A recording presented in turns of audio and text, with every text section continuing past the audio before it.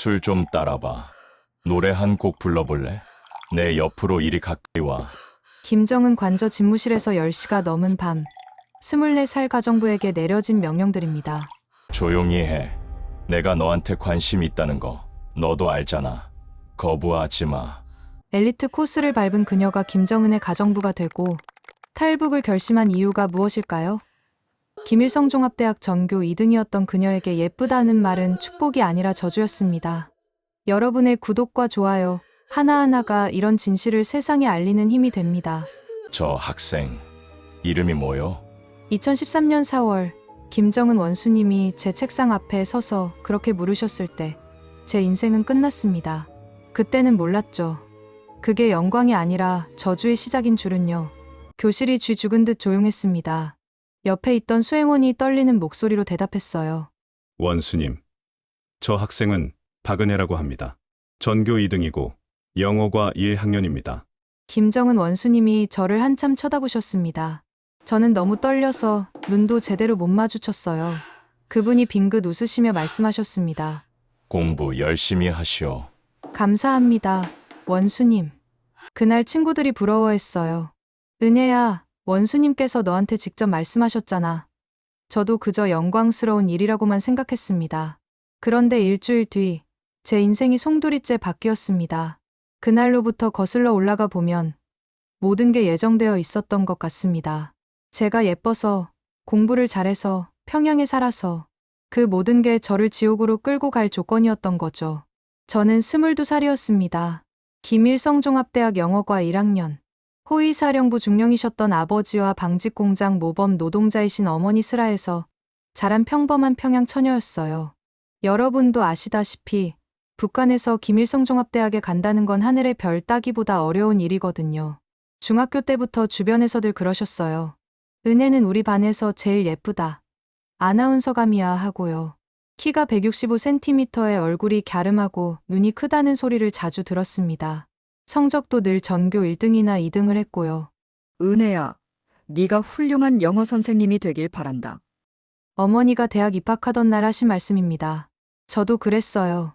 평양 어느 좋은 학교에서 선생님 하면서 좋은 사람 만나 결혼하고 아이 낳고 그렇게 평범하게 살고 싶었습니다. 대학 1학년 때는 정말 행복했습니다.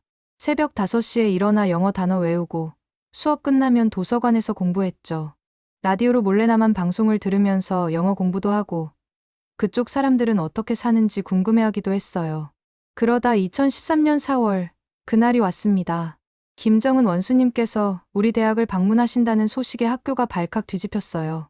한 달 전부터 청소하고 페인트 칠하고 노래 연습에 여념이 없었죠. 드디어 그날 아침 김정은 원수님 일행이 우리 영어과 건물에 오셨습니다. 갑자기 문이 열리더니 경호원들이 우르르 들어왔어요. 텔레비전으로만 보던 분을 눈앞에서 보니 다리가 후들후들 떨렸습니다. 그분이 교실을 둘러보시다가 갑자기 제 책상 앞에 서셨어요. 그때 그분의 눈빛을 지금도 잊을 수가 없습니다. 뭔가 탐욕스러운 눈빛이었습니다. 그분은 수행원에게 뭐라고 속삭이고 수행원이 작은 수첩에 뭔가를 적었어요. 친구들이 웅성거렸습니다. 대박이다. 원수님께서 너만 특별히 쳐다보셨잖아. 담임 선생님도 말씀하셨어요. 박은혜 학생, 원수님께 주목받다니 네 미래가 밝구나. 집에 돌아가서 부모님께 말씀드렸더니 아버지가 기뻐하시면서도 묘한 표정을 지으셨어요. 호위사령부에서 오래 일하신 분이라 뭔가 아시는 게 있으셨던 것 같습니다. 그저 제 손을 꼭 잡으시며 말씀하셨죠. 은혜야, 무슨 일이 있어도 아버지가 지켜줄게. 그때 왜 아버지 손이 그렇게 떨리셨는지 그때는 몰랐습니다. 일주일이 지났습니다. 그날 아침 대학당 비서실에서 호출이 왔습니다. 박은혜 학생, 지금 당장 비서실로 오라고 합니다. 부모님도 함께 오라고요. 제 인생이 바뀌는 순간이었습니다. 당 비서실 문 앞에 섰을 때 다리가 떨렸습니다. 아버지와 어머니가 양옆에 계셨지만 세 사람 모두 말이 없었어요. 어머니 손이 차갑게 식어 있었습니다. 들어오시오. 문이 열리고 우리는 비서실로 들어갔습니다. 책상 뒤에 당 비서와 낯선 남자 둘이 앉아 있었어요. 그중 한 명이 보위부 사람인 건 옷차림만 봐도 알 수 있었습니다. 박은혜 동무, 앉으시오. 부모님도요. 당 비서가 말했습니다. 우리는 딱딱한 의자에 앉았어요. 보위부 남자가 서류를 꺼내 읽기 시작했습니다. 박은혜 동무, 이번에 원수님께서 우리 대학을 방문하시면서 동무를 특별히 주목하셨소. 그래서 동무에게 영광스러운 임무를 맡기기로 결정하셨소. 영광스러운 임무? 저는 아버지를 쳐다봤습니다. 아버지 얼굴이 하얗게 질려 있었어요. 무슨 임무 말입니까? 제가 떨리는 목소리로 물었습니다. 보위부 남자가 차갑게 웃으며 대답했어요. 원수님 댁 내부 봉사원으로 선발되었소. 쉽게 말하면 원수님을 가까이서 모시는 가정부요. 이건 우리 공화국 처녀들이 꿈꾸는 최고의 영광이요. 순간 귀가 멍해졌습니다. 가정부. 저는 영어 선생님이 되고 싶었는데 대학은요? 제 꿈은요? 하지만 저는 공부를 더 하고 싶습니다. 대학을. 제 말이 채 끝나기도 전에 보위부 남자가 손을 들어 막았습니다. 동무, 이건 요청이 아니오. 명령이오. 원수님께서 직접 동무를 선택하셨는데 거부한다는 게 말이 돼요. 그건 원수님을 모욕하는 거요. 알겠소? 목소리가 낮고 차가웠습니다. 협박이었어요. 옆에서 어머니가 흐느끼기 시작했습니다. 동무 부모님도 잘 아실 거요. 특히 아버지, 호위사령부에서 오래 일하셨으니 이게 어떤 의미인지 아시겠지요?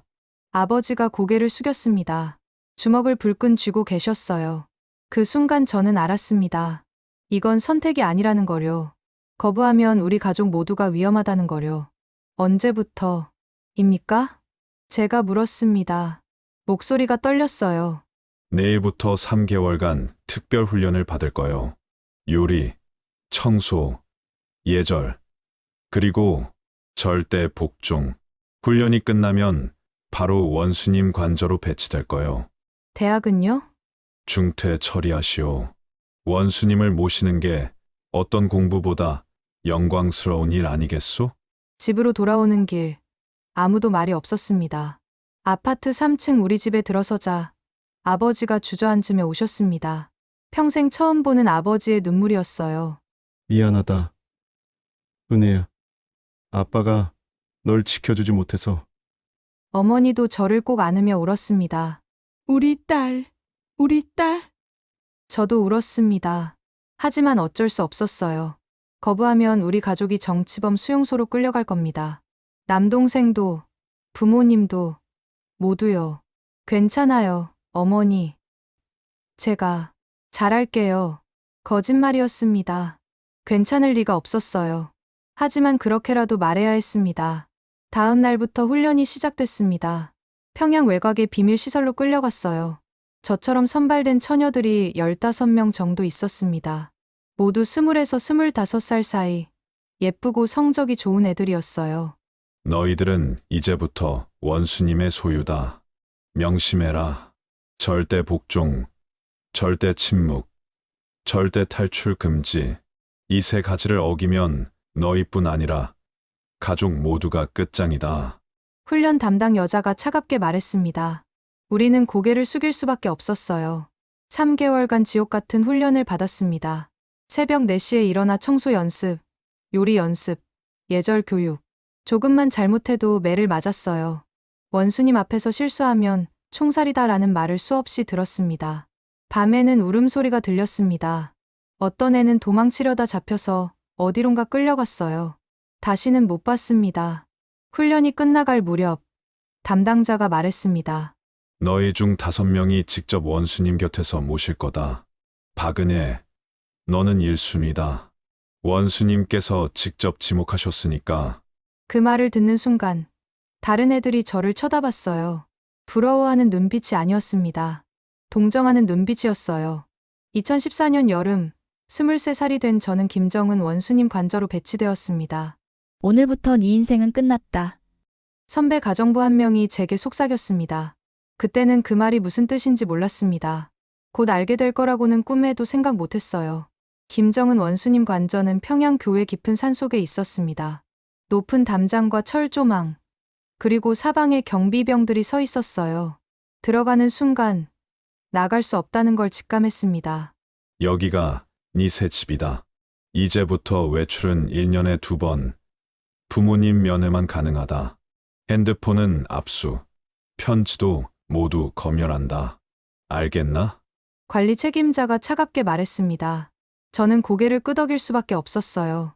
관저 내부는 놀라웠습니다. 여러분, 북한 주민들은 겨울에 난방도 제대로 안 되는 집에서 떨면서 사는데 이곳은 완전히 다른 세상이었어요. 대리석 바닥, 값비싼 샹들리에, 수입 가구들. 마치 외국 궁전 같았습니다. 첫날, 선배 가정부가 저를 이끌고 관저 구석구석을 보여줬어요. 그 중에서도 충격적인 건 식품 창고였습니다. 저게 전부 뭡니까? 제가 물었습니다. 창고 안에는 외국 과일, 수입 고기, 온갖 술과 치즈들이 가득했어요. 원수님 드실 거다. 전부 외국에서 들여오는 거야. 저 와인 한 병이 우리 돈으로 수백 달러는 할 거다. 선배가 무표정하게 대답했습니다. 그런데 밖에서는 사람들이 굶어 죽는다던데요. 제가 작은 목소리로 말했습니다. 선배가 제 입을 막았어요. 입 조심해. 그런 말 한 번만 더 하면 너 정치범 수용소 간다. 여기선 보고 듣고 느낀 걸 절대 말하지 마. 알겠어? 그때부터 저는 침묵을 배웠습니다. 보고도 못 본 척, 들어도 못 들은 척하는 법을요.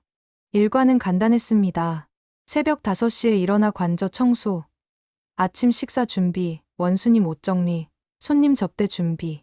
하루 종일 대기하다가 밤 11시가 넘어야 잠들 수 있었어요. 처음 한 달은 그래도 견딜만 했습니다. 원수님을 직접 뵐 일도 거의 없었고 그저 뒷방에서 청소나 빨래만 했으니까요. 하지만 점점 이상한 걸 목격하게 됐습니다. 어느 날 밤, 큰 연회가 있었습니다. 고위 간부들이 모여서 술 마시고 노래하는 자리였어요. 저희는 음식을 나르고 술을 따르는 일을 했습니다. 야, 저기 처녀 새로 온 애 아니야? 얼굴 괜찮네. 한 간부가 저를 힐끗 보며 말했습니다. 소름이 돋았어요. 선배가 재빨리 저를 부엌으로 데려갔습니다. 은혜야, 앞으로 연회 때는 최대한 눈에 안 띄게 해. 저 인간들 술 먹으면 뭐 할지 몰라. 무슨 뜻입니까? 작년에 여기 있던 애 하나가 간부한테 끌려갔어. 그 뒤로 못 봤어. 원수님한테 바쳐진 거지, 뭐. 제 얼굴이 하얗게 질렸습니다. 그때 깨달았어요. 여기는 감옥이구나.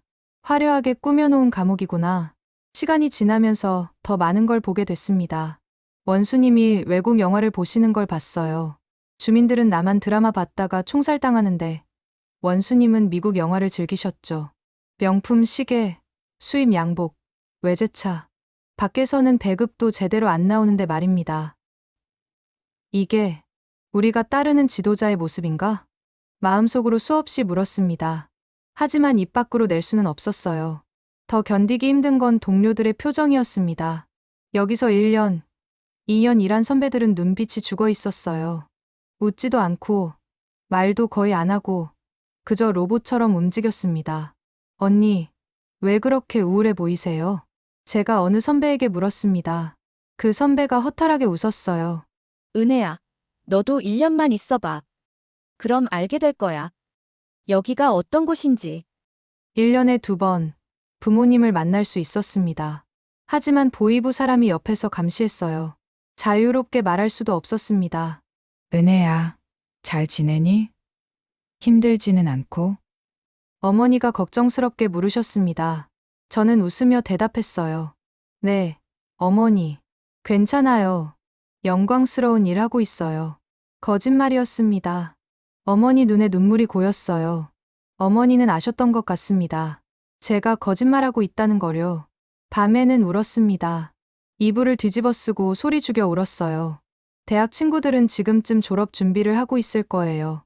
사랑하는 사람도 만나고 미래를 꿈꾸고 저는 이 감옥에 갇혀서 늙어가고 있었습니다. 그렇게 6개월이 지났습니다. 2015년 초겨울 제 인생에서 가장 악몽 같은 날이 시작됐습니다. 그날 밤 원수님께서 저를 직접 부르셨습니다.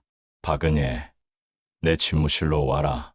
제 운명이 완전히 바뀌는 순간이었습니다. 집무실 문 앞에 섰을 때 온몸이 떨렸습니다. 밤 10시가 넘은 시간이었어요. 왜 이 시간에 저를 부르시는 걸까요? 들어와. 문을 열고 들어갔습니다. 김정은 원수님이 소파에 앉아 계셨어요.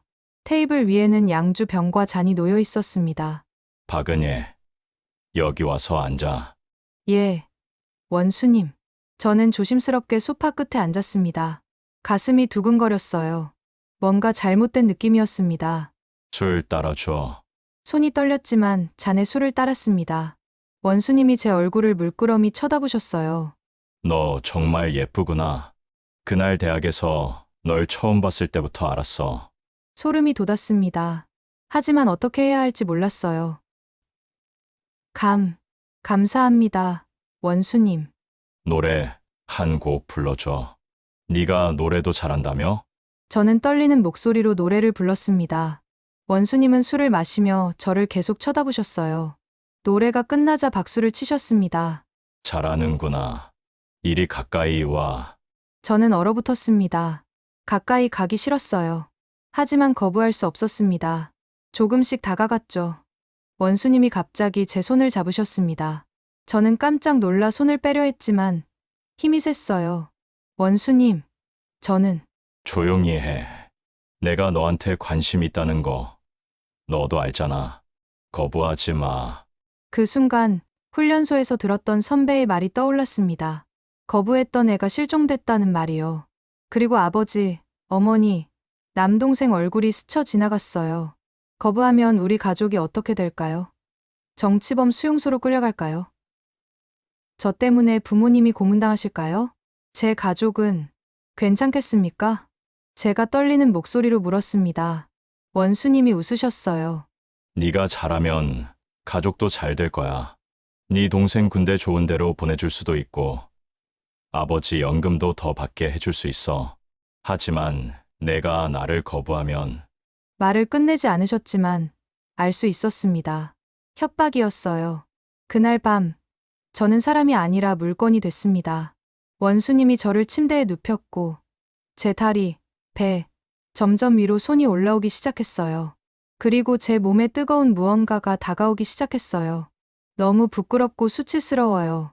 일제시대에 위안부 할머니들이 당하셨던 것처럼 저도 제 의지와 상관없이 당했습니다. 새벽에 숙소로 돌아왔을 때 거울을 봤어요. 거울 속 제 얼굴이 낯설었습니다. 눈물도 나오지 않았어요. 그저 텅 빈 느낌이었습니다. 선배가 저를 보더니 아무 말도 하지 않았어요. 그저 어깨를 토닥여줬습니다. 말하지 않아도 알았던 거예요. 자기도 당했으니까요. 그날 이후로 원수님은 일주일에 2~3번씩 저를 불렀습니다. 밤 10시, 11시, 때로는 새벽에도 호출이 왔어요. 거부할 수 없었습니다. 거부하는 순간 제 가족이 위험하니까요. 예쁘다고 칭찬받던 그 얼굴이 저주였어요. 어느 날 밤 선배에게 말했습니다. 선배가 쓸쓸하게 웃었어요. 우리 모두 그래. 여기 있는 애들 다 예뻐서 공부 잘해서 뽑힌 거야. 근데 그게 죄가 됐지. 다른 가정부들도 비슷했습니다. 15명 중 절반 이상이 같은 일을 당하고 있었어요. 우리는 서로 눈빛으로만 위로했습니다. 말로는 할 수 없었으니까요. 부모님 면회 날이 왔습니다. 어머니가 제 얼굴을 보시더니 울음을 터뜨렸어요. 은혜야, 무슨 일 있니? 얼굴이 왜 그렇게 수척해졌어? 아무 일 없어요, 어머니. 그냥 좀 피곤해서요. 거짓말이었습니다. 어머니는 제 손을 꼭 잡으셨어요. 어머니 손이 떨렸습니다. 옆에서 보이부 사람이 시계를 보며 재촉했어요. 시간 다 됐습니다.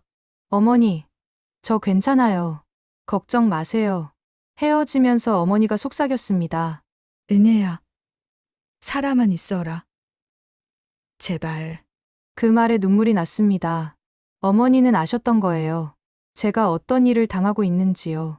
밤마다 악몽을 꿨습니다. 도망치는 꿈, 비명 지르는 꿈. 잠에서 깨면 온몸이 땀으로 젖어 있었어요. 밥맛도 없었고 웃는 법도 잊어버렸습니다. 차라리 못생겼으면 좋았을 텐데. 거울을 보며 수없이 생각했습니다. 중학교 때 예쁘다는 칭찬이 좋았는데 이제는 그 칭찬이 저주였어요. 공부를 잘했던 것도 후회됐습니다. 성적이 나빴다면 대학도 못 갔을 테고 김정은 원수님 눈에 띄지도 않았을 텐데요. 그렇게 2015년이 지나고 2016년, 17년, 18년 시간이 흘렀습니다. 저는 점점 사람이 아니라 인형이 되어갔어요. 감정도 사라지고 그저 시키는 대로 움직이는 로봇처럼 살았습니다. 하지만 2019년 더 큰 악몽이 시작됐습니다. 제가 임신을 한 겁니다. 생리가 2달째 멈췄습니다. 처음엔 스트레스 때문이라고 생각했어요. 하지만 속이 메스껍고 어지러웠습니다. 설마 하는 생각이 들었어요. 선배에게 조심스럽게 물었습니다. 언니, 혹시 임신 테스트기 구할 수 있어요? 선배 얼굴이 하얗게 질렸어요. 은혜야, 설마 너. 확실하진 않은데 생리가 안 나와요. 선배가 몰래 테스트기를 구해줬습니다. 화장실에서 검사를 했어요. 2줄이 나타났습니다. 임신이었습니다. 다리에 힘이 풀려 주저앉았습니다. 어떡하죠? 김정은 원수님 아이를 임신했다니. 이걸 어떻게 해야 하죠? 은혜야, 빨리 보고해야 돼. 숨기면 너만 위험해. 선배가 떨리는 목소리로 말했습니다. 저는 고개를 끄덕였어요. 숨길 수도 없었습니다. 다음 날 관리 책임자에게 보고했습니다. 그 사람 얼굴이 굳어졌어요. 당장 병원 가자. 평양 외곽의 비밀 병원으로 끌려갔습니다. 일반 병원이 아니었어요. 원수님과 관련된 일들을 처리하는 특수시설이었습니다. 의사가 검사를 하더니 말했습니다. 임신 7주 맞습니다. 어떻게 하면 됩니까? 관리 책임자가 물었습니다. 저한테 묻는 게 아니었어요. 저는 그저 침대에 누워있을 뿐이었습니다. 원수님께 보고는 했습니까? 아직입니다. 보고하십시오. 하지만 제 생각엔 흔적을 남기면 안 될 겁니다. 흔적을 남기면 안 된다. 그 말이 무슨 뜻인지 알았습니다. 낙태를 하라는 거였어요. 이틀 뒤 결정이 내려졌습니다. 원수님께서 직접 지시하셨다고 했어요. 처리해라. 깨끗하게. 저는 사람도 아니었습니다. 제 뱃속에 있는 생명도 그저 처리해야 할 대상이었어요. 아무도 제 의견을 묻지 않았습니다. 수술 전날 밤, 선배가 제 손을 잡아줬습니다. 은혜야, 미안해. 내가 아무것도 해줄 수 없어서. 괜찮아요, 언니. 어차피 낳을 수도 없잖아요. 맞는 말이었습니다. 이 아이를 낳으면 어떻게 될까요? 아이도 저도 살 수 없을 거예요. 수술은 빨리 끝났습니다. 마취해서 깨어났을 때 아랫배가 아팠어요. 하지만 마음이 더 아팠습니다. 앞으로 아이를 가질 수 없을 겁니다. 의사가 차갑게 말했습니다. 수술 과정에서 문제가 생겼다고 했어요. 평생 불임이 됐습니다. 29살에 저는 엄마가 될 기회를 영원히 잃었습니다. 여러분, 우리 어머니 세대는 아이 낳고 키우는 게 여자의 행복이라고 하셨잖아요. 저는 그 행복을 빼앗겼어요.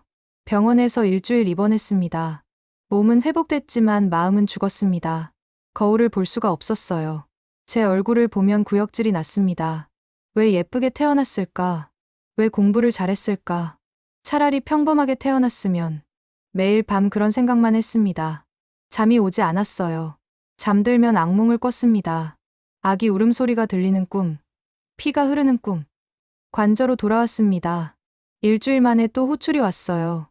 원수님께서 저를 부르셨습니다. 많이 힘들었지. 이제 괜찮아? 마치 아무 일도 없었던 것처럼 물으셨어요. 저는 고개를 숙였습니다. 예, 원수님. 괜찮습니다.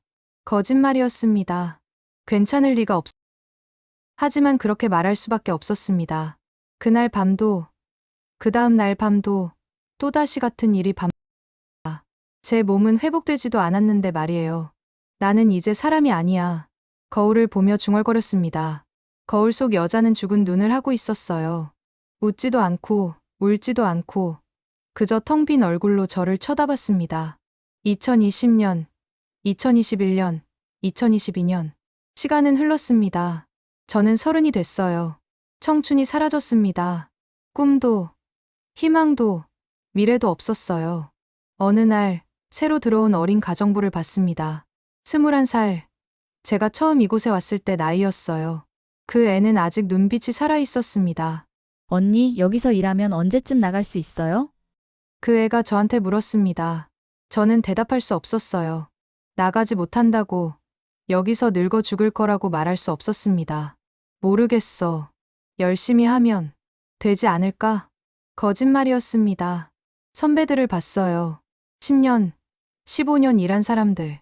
모두 죽은 것처럼 살고 있었습니다. 나도 저렇게 되는 건가? 2023년 겨울, 저는 결심했습니다. 더 이상 이렇게 살 수 없다고요. 죽더라도 이곳을 벗어나야겠다고요. 탈출을 준비하기 시작했습니다. 2023년 겨울, 저는 34살이었습니다. 김정은 원수님 관저에서 10년째 되는 해였어요. 10년. 제 청춘을 모두 빼앗긴 세월이었습니다. 어느 날 밤, 화장실 거울을 봤습니다. 34살 여자의 얼굴이 아니었어요. 마치 40대처럼 늙어 보였습니다. 눈과 주름, 수척한 볼, 생기 없는 눈빛. 이게 제 모습이었어요. 이대로 죽을 순 없어. 처음으로 그런 생각이 들었습니다. 여기서 더 있으면 정말 죽을 것 같았어요. 몸도 마음도 완전히 망가질 것 같았습니다. 탈출을 결심했지만 쉬운 일이 아니었습니다. 관저는 철통 같은 경비였어요. CCTV가 사방에 있고 경비병들이 24시간 감시했습니다. 외출도 1년에 2번, 부모님 면회 갈 때뿐이었고요. 하지만 방법은 있었습니다. 같은 처지의 선배 하나가 중국 브로커와 연결돼 있었거든요. 은혜야, 너 정말 탈출할 거야? 선배가 조심스럽게 물었습니다. 저는 고개를 끄덕였어요. 네. 언니, 더 이상 못 버티겠어요. 잡히면 총살이야. 가족들도 정치범 수용소로 끌려갈 거고. 알아요. 그래도 이대로 사는 것보다는 나아요. 선배가 한숨을 쉬었습니다. 알았어. 브로커한테 연결해 줄게. 근데 돈이 필요해. 미화 3,000달러 정도. 3,000달러. 어마어마한 돈이었습니다. 저희는 월급도 제대로 못 받았거든요. 하지만 방법이 있었어요. 김정은 원수님이 가끔 제게 돈을 주셨습니다. 용돈이라고 하시면서요. 달러로 주셨어요. 저는 그걸 몰래 보았습니다. 쓸 곳도 없었으니까요. 10년 동안 모은 돈이 거의 4,000달러 정도 됐습니다. 그걸로 탈출할 수 있었어요. 언니, 저희 돈으로 나갈게요. 은혜야, 정말 잘 생각한 거지? 네, 죽더라도 나갈 거예요. 선배가 브로커와 연결해줬습니다. 암호로 메시지를 주고받았어요. 휴대폰은 없었지만 몰래 사용하는 중국 전화가 있었습니다. 2024년 4월 경비 교대 시간을 노려라. 정확히 새벽 4시 30분. 그때 담장 뒤편에서 기다리겠다. 브로커의 메시지였습니다. 한 번의 기회뿐이었어요. 실패하면 죽는 겁니다.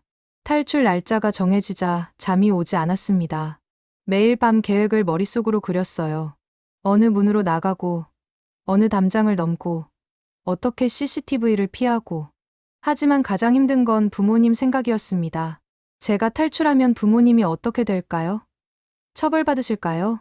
부모님 면회 날이 왔습니다. 어쩌면 마지막일지도 몰랐어요. 어머니, 아버지, 부모님을 보는 순간 눈물이 났습니다. 어머니는 많이 늙으셨어요. 머리가 새하얗게 샜고 허리도 굽으셨습니다. 은혜야, 너무 말랐구나. 밥은 먹고 다니니? 네, 어머니, 걱정 마세요. 저는 어머니 손을 꼭 잡았습니다. 보위부 사람이 지켜보고 있어서 할 말을 할 수 없었어요. 그저 손만 꼭 잡고 있었습니다. 은혜야, 살아만 있어라. 네가 살아있으면 그걸로 됐다. 어머니가 속삭였습니다. 저는 고개를 끄덕였어요. 네, 어머니, 꼭 살아있을게요. 약속했습니다. 살아서 나가겠다고요. 헤어지면서 아버지가 제 어깨를 토닥였습니다. 은혜야, 아빠 말 잘 들어라. 무슨 일이 있어도 살아남아야 한다. 알겠지? 아버지도 아셨던 것 같습니다. 제가 무언가를 계획하고 있다는 거요. 네, 아버지. 그게 부모님과의 마지막 대화였습니다. 관저로 돌아와서 편지를 썼습니다. 몰래요. 어머니, 아버지, 미안합니다. 딸이 불효를 저지릅니다. 하지만 더 이상 이렇게 살 수 없었어요. 저를 용서해 주세요. 언젠가 꼭 다시 뵙겠습니다. 살아서든 죽어서든 사랑합니다. 편지를 숨겨뒀습니다. 나중에 누군가 발견하겠죠.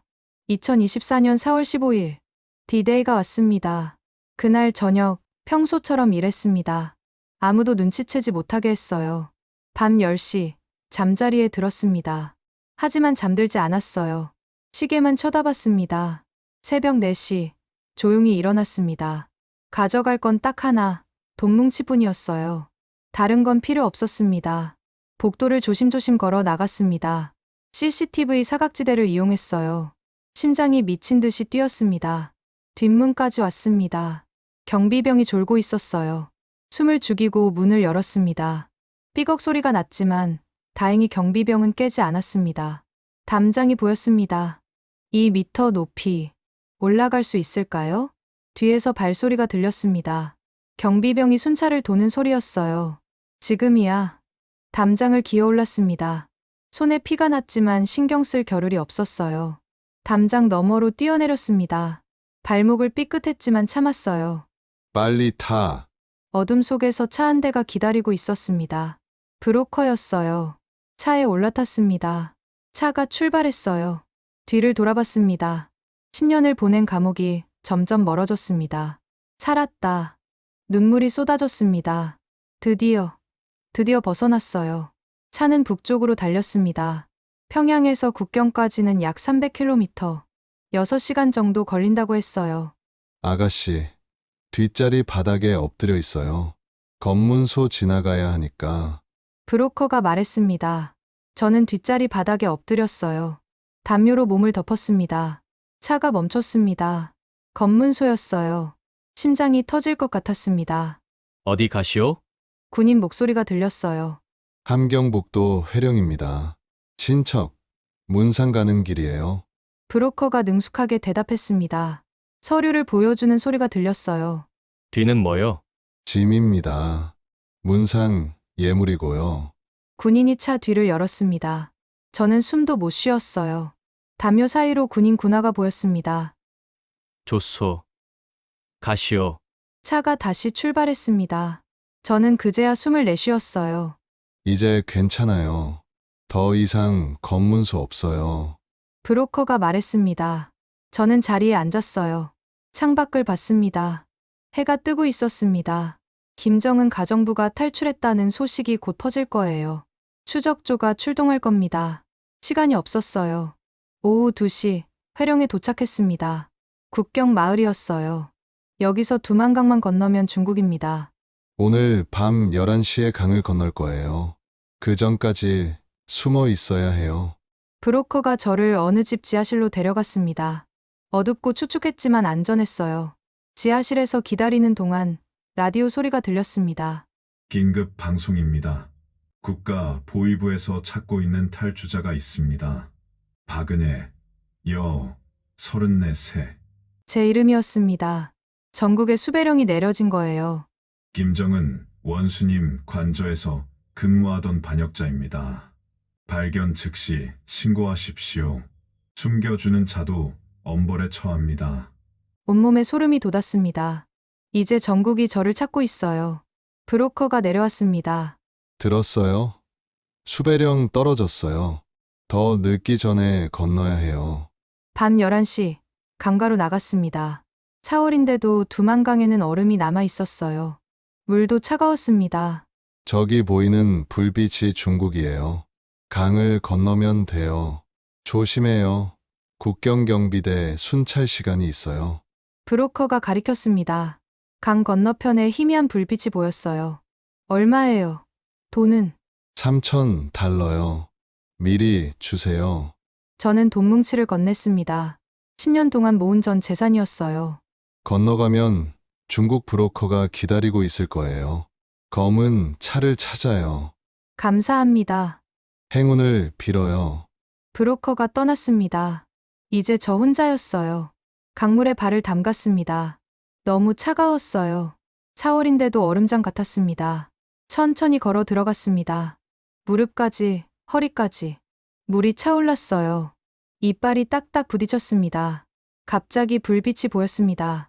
순찰대였어요. 저기! 누구냐? 소리가 들렸습니다. 저는 황급히 물에 엎드렸어요. 총소리가 났습니다. 탕! 탕! 귀가 먹먹했습니다. 총알이 물을 가르며 날아갔어요. 빨리 찾아! 탈주자다! 군인들이 소리쳤습니다. 불빛이 강을 비췄어요. 저는 숨을 참고 물속에 잠겼습니다. 차가운 물이 온몸을 감쌌어요. 폐가 터질 것 같았지만 참았습니다. 10초, 20초. 더 이상 못 참겠어요. 고개를 들었습니다. 군인들이 왼쪽을 수색하고 있었어요. 저는 재빨리 오른쪽으로 헤엄쳤습니다. 중간 지점을 지났습니다. 이제 절반 왔어요. 조금만 더. 저기다! 저기 움직이는 거 안 보이냐? 또 총소리가 났습니다. 총알이 제 옆을 스쳤어요. 제발, 제발. 입술로 기도했습니다. 하늘에 계신 부모님께 제발 살려달라고요. 드디어 강 건너편에 닿았습니다. 중국 땅이었어요. 기어 올라갔습니다. 온몸이 젖어서 무거웠어요. 뒤를 돌아봤습니다. 북한 군인들이 강 저쪽에서 소리치고 있었어요. 하지만 건너오지는 못했습니다. 중국 땅이니까요. 살았다. 살았어. 그 자리에 주저앉았습니다. 온몸이 떨렸어요. 추위 때문인지 공포 때문인지 알 수 없었습니다. 아가씨, 빨리 타요. 어둠 속에서 차가 다가왔습니다. 중국 브로커였어요. 차에 올라탔습니다. 브로커가 담요를 덮어줬어요. 북한 추적조가 중국까지 올 겁니다. 빨리 떠나야 해요. 차가 출발했습니다. 창밖으로 두만강이 보였어요. 방금 전까지 있던 북한이 점점 멀어졌습니다. 잘 건너오셨어요? 이제 한국 가는 일만 남았어요. 한국, 자유의 땅. 저는 눈물을 흘렸습니다. 하지만 여정은 아직 끝나지 않았습니다. 중국에서 또 다른 지옥이 기다리고 있었어요. 중국에서의 6개월은 또 다른 공포였습니다. 북한 추적조가 저를 찾아다녔거든요. 김정은 가정부 탈북은 큰 사건이었어요. 북한 당국이 혈안이 돼서 찾았습니다. 조선족 집 지하실에 숨어 지냈습니다. 머리를 자르고 안경을 쓰고 변장했어요. 낮에는 숨어 있고 밤에만 움직였습니다. 아가씨, 북한 사람들이 돌아다니고 있어요. 조심하세요. 조선족 아주머니가 경고했습니다. 중국 공안도 위험했어요. 탈북자를 잡으면 북한으로 송환하거든요. 그렇게 숨어 지내다가 한국 선교사님을 만났습니다. 지하 교회를 운영하시는 분이었어요. 은혜 씨, 한국 가고 싶으시죠? 제가 도와드릴게요. 목사님이 말씀하셨습니다. 눈물이 났어요. 감사합니다. 정말 감사합니다. 목사님께서 태국행 루트를 마련해 주셨습니다. 중국에서 라오스, 라오스에서 태국으로 가는 길이었어요. 2024년 10월 드디어 태국 방콕에 도착했습니다. 한국 대사관으로 갔어요. 대한민국 국민이 되고 싶습니다. 대사관 직원분께 말했습니다. 제 이야기를 다 들려드렸어요. 김정은 가정부였던 것, 10년간 당한 일들, 탈출한 과정. 은혜 씨, 많이 힘드셨겠어요? 이제 안전해요. 곧 한국 가실 수 있어요. 직원분이 제 손을 잡아주셨습니다. 그 순간 모든 긴장이 풀렸어요. 바닥에 주저앉아 울었습니다. 한 달 뒤, 비행기를 탔습니다. 생애 처음 타는 비행기였어요. 창밖으로 구름이 보였습니다. 자유를 향해 날아가고 있었어요. 2024년 11월, 인천공항에 도착했습니다. 입국장을 나서는 순간, 다리가 후들거렸어요. 대한민국에 오신 걸 환영합니다. 공항 직원분이 웃으며 말했습니다. 저는 그 자리에 서서 한참을 울었어요. 여기가 대한민국이구나. 하나원에서 3개월을 보냈습니다. 나만 사회적응 교육을 받는 곳이에요. 처음엔 모든 게 낯설었습니다. 2,400원입니다. 편의점에서 물건을 사는데 직원이 그렇게 말했어요. 북한에서는 동무했는데 여기선 존댓말을 쓰더라고요. 슈퍼마켓에 갔을 때 충격받았습니다. 과일, 고기, 채소가 넘쳐났어요. 북한에서는 배급도 제대로 안 나오는데 여기는 너무 많았어요. 아줌마, 이거 다 진짜예요. 옆에 계시던 할머니께 물어봤습니다. 할머니가 웃으셨어요. 당연하지. 여긴 대한민국이야. 눈물이 났습니다. 자유가 이런 거구나. 먹고 싶은 걸 사 먹고, 가고 싶은 데 가고, 말하고 싶은 걸 말할 수 있는 게 자유구나. 심리 치료도 받았습니다. 10년간의 트라우마가 쉽게 사라지지 않았거든요. 밤마다 악몽을 꿨어요. 김정은이 나타나는 꿈, 다시 잡혀가는 꿈. 은혜 씨, 천천히 치유하면 돼요. 시간이 필요해요. 상담 선생님이 말씀하셨습니다. 조금씩 나아졌어요. 웃는 법도 다시 배우고, 사람들과 대화하는 법도 배웠습니다. 하나원을 나와서 서울의 작은 원룸을 얻었습니다. 제 집이 생긴 거예요. 10년 만에 제 공간이 생겼어요. 탈북 여성 상담센터에서 일하게 됐습니다. 저처럼 북한에서 피해받은 여성들을 돕는 곳이에요. 언니, 저도 언니처럼 다시 살 수 있을까요? 어느 탈북 여성이 물었습니다. 젊은 친구였어요. 인신매매 당했다가 탈출했대요. 할 수 있어요. 시간이 걸리지만 할 수 있어요. 나도 했잖아요. 제 손을 잡아주며 말했습니다. 그 친구가 울었어요. 저도 같이 울었습니다. 하지만 한 가지 슬픈 일이 있습니다. 부모님 소식을 들을 수가 없어요. 제가 탈출한 뒤 어떻게 되셨는지, 살아 계신지도 모릅니다. 어머니, 아버지, 죄송합니다. 밤마다 북쪽을 향해 절을 합니다. 부모님께서 무사하시길, 건강하시길 빌어요. 언젠가 통일이 되면 고향에 가고 싶습니다. 평천구역 우리 집 아파트 3층. 부모님 무덤이라도 찾아뵙고 싶어요. 지금 저는 35살입니다. 북한에서 10년을 빼앗겼지만 앞으로의 삶은 제 것이에요. 자유롭게, 당당하게 살 거예요. 가끔 대학생들을 보면 부러워요. 저도 영어 선생님이 되고 싶었는데. 하지만 괜찮아요. 지금 하는 일도 의미 있으니까요. 여러분께 말씀드리고 싶어요. 북한에는 아직도 수많은 여성들이 고통받고 있습니다. 김정은 같은 독재자의 장난감이 되어 살아가고 있어요. 독재자 눈에 띄는 게 축복이 아니라 저주라는 걸, 예쁘게 태어난 게 죄가 되는 나라가 북한이라는 걸 알아주셨으면 합니다. 제 이야기가 누군가에게 도움이 되길 바랍니다. 같은 일이 반복되지 않기를, 북한 여성들이 하루빨리 자유를 얻기를 기도합니다. 그리고 언젠가 꼭 통일이 되어서 부모님을 다시 만나고 싶습니다. 어머니, 딸이 자유롭게 잘 살고 있어요. 걱정 마세요. 북쪽 하늘을 보며 속삭입니다. 이제 저는 자유인입니다. 대한민국 국민입니다. 감사합니다. 이 이야기가 즐거우셨다면 구독과 좋아요 부탁드립니다.